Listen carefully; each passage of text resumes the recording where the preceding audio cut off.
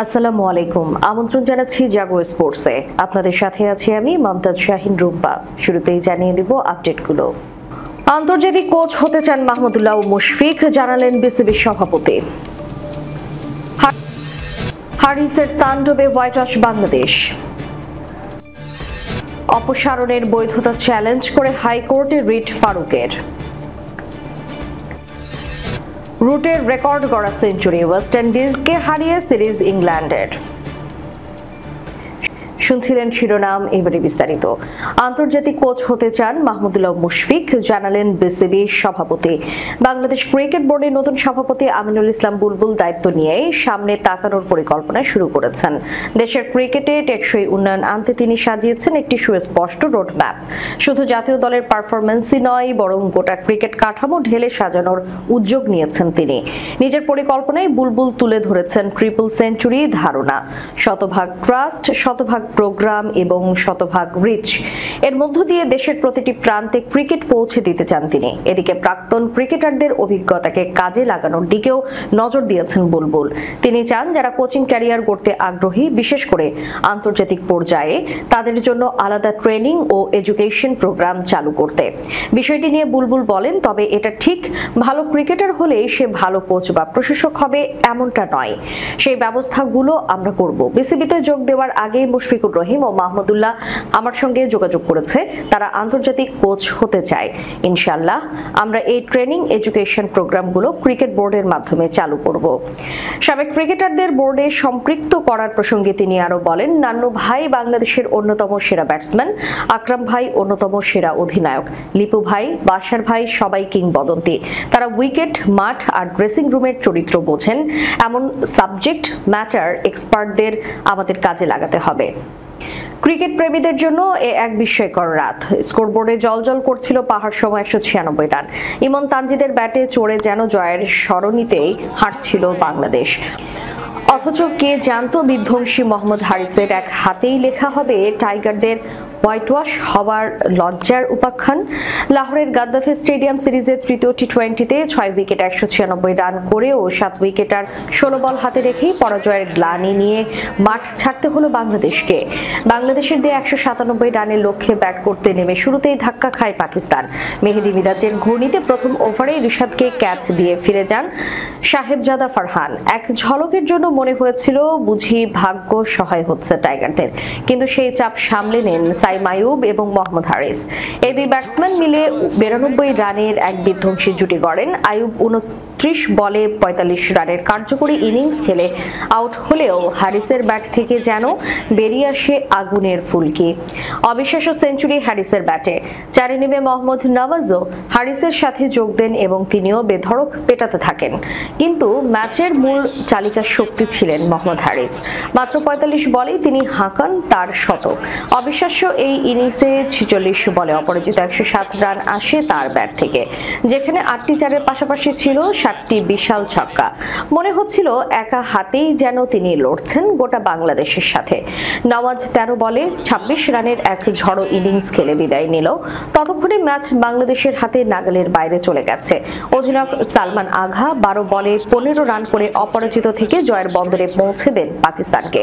বাংলাদেশের বোলারদের মধ্যে মিরাজ 2 উইকেট পেল, তানজিম সাকিব পেয়েছেন মাত্র 1টি উইকেট। হারিসের এমন তাণ্ডবের সামনে যেন অসহায় আত্মসমর্পণ করলেন টাইগার বোলাররা। ইমন তানজিদের পাহাড় সম পুঁজি যেন বড্ড মামুলি। এর আগে টস হেরে ব্যাট করতে নেমে দারুণ শুরু পায় বাংলাদেশ। তানজিদ হাসান এবং পারভেজ ইমনের ব্যাটে ভর করে 20 ওভারে 6 উইকেটে 196 রানের বিশাল পুঁজি গড়ে টাইগাররা। ইমন 34 বলে খেলেন 66 রানের এক অসাধারণ ইনিংস, আর তানজিদ 32 বলে করেন 42 রান। এছাড়াও হৃদয় 25 এবং অধিনায়ক লিটন 22 রান করে দলের সংগ্রহে অবদান রাখেন। পাকিস্তানের হয়ে হাসান আলী এবং আব্বাস আফ্রিদি 2টি করে উইকেট শিকার করেন।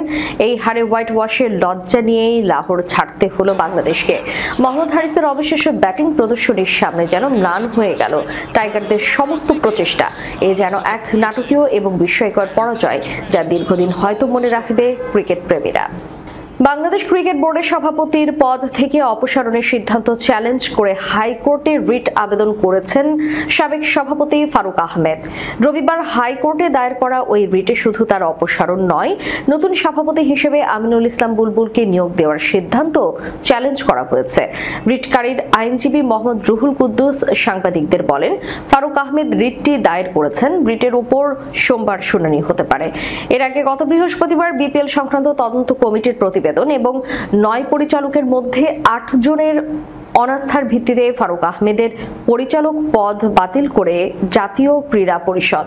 এর ফলে স্বয়ংক্রিয়ভাবে বিসিবির সভাপতির পদও হারান তিনি। পরদিন শুক্রবার বিসিবি পরিচালনা পর্ষদের সভায় সাবেক অধিনায়ক আমিনুল ইসলাম বুলবুলকে নতুন সভাপতি হিসেবে নিয়োগ দেওয়া হয়। পরিচালকদের সর্বসম্মতিক্রমে এই সিদ্ধান্ত হয়। দেশের ক্রিকেট ইতিহাসে 17তম বিসিবি সভাপতি হিসেবে দায়িত্ব নিয়েছেন আমিনুল। ফারুক আহমেদের পর তিনি হলেন দ্বিতীয় সাবেক ক্রিকেটার যিনি দেশের সর্বোচ্চ ক্রিকেট নিয়ন্ত্রক সংস্থার সভাপতির দায়িত্বে এলেন। 3 ম্যাচের ওয়ানডে সিরিজের দ্বিতীয় ম্যাচে কিচি কার্টির সেঞ্চুরিতে 308 রানের সংগ্রহ পায় ওয়েস্ট ইন্ডিজ। তবে তাতেও ইংল্যান্ডের জয় আটকাতে পারেনি ক্যারিবীয়রা। জো রুটের রেকর্ড গড়া শতকের উপর ভর করে জয় নিয়ে মাঠ ছাড়ে ইংল্যান্ড। তাতে 1 ম্যাচ হাতে রেখেই সিরিজ জিতে নিল স্বাগতিকরা। কার্ডিফে টস জিতে আগে ফিল্ডিং করার সিদ্ধান্ত নেয় ইংল্যান্ড। রানের খাতা খোলার আগেই বিদায় নেন জুয়েল অ্যান্ড্রু। তবে দ্বিতীয় উইকেটে বড় জুটি গড়ে ওয়েস্ট ইন্ডিজের 2 ব্যাটসম্যান কেসি কার্টি এবং ব্রেন্ডন কিং দুজন মিলে গড়েন 141 রানের জুটি, যেখানে কিং 59 রান করে বিদায় নেন। তবে এক প্রান্তে আগলে রেখে ব্যাট করতে থাকেন কার্টি। বাকিরা দ্রুত বিদায় নিল। ক্যারিয়ারের তৃতীয় শতক তুলে নেন কার্টি। 105 বলে 103 রানে থামেন তিনি। তার ইনিংসে ছিল 13টি 4। গত 4 ম্যাচে কার্টির তৃতীয় সেঞ্চুরি এটি। কার্টির বিদায়ের পর থেকে নিয়মিত বিরতিতে উইকেট হারাতে থাকে ওয়েস্ট ইন্ডিজ। শেষ পর্যন্ত 47.4 ওভারে 308 রানে অল আউট হয় ওয়েস্ট ইন্ডিজ। ইংল্যান্ডের সাকিব মাহমুদ ছিলেন দুর্দান্ত। 9.4 ওভারে মাত্র 37 রান খরচ করে 3 উইকেট শিকার করেন সাকিব। বড় লক্ষ্য তাড়া করতে নেমে ইংল্যান্ডের 2 ওপেনারই ডাকের শিকার হন। রানের খাতা না খুলেই ফিরে যান জেমি স্মিথ এবং বেন ডাকেট। তবে দ্বিতীয় উইকেটে 85 রানের জুটি গড়েন জো রুট এবং হ্যারি ব্রুক। সাবেক ও বর্তমান অধিনায়কের এই জুটিতে ঘুরে দাঁড়ায় ইংল্যান্ড। ব্রুক 36 বলে 47 রান করে সাজঘরে ফিরে যান। তারপর আবারও ডাক দেখে ইংল্যান্ড। এবার রানের খাতা খোলার আগেই বিদায় নেন জশ বাটলার। চতুর্থ উইকেটে রুটের সাথে 40 রানের জুটি গড়ে জোড়া উইকেট হারানোর ধাক্কা সামাল দেন জ্যাকব বেথেল। দর্শক, শেষ করার পূর্বে সংবাদ শিরোনামগুলো জানিয়ে দিব আরো একবার। আন্তর্জাতিক কোচ হতে চান মাহমুদুল্লাহ মুশফিক, জানালেন বিসিবির সভাপতি। হারিসের তাণ্ডবে হোয়াইট ওয়াশ বাংলাদেশ। অপসারণের বৈধতা চ্যালেঞ্জ করে হাইকোর্টে রিট ফারুকের। রুটের রেকর্ড গড়া সেঞ্চুরি, ওয়েস্ট ইন্ডিজকে হারিয়ে সিরিজ ইংল্যান্ডের। এতক্ষণ আমাদের সাথে থাকার জন্য ধন্যবাদ। আল্লাহ হাফেজ।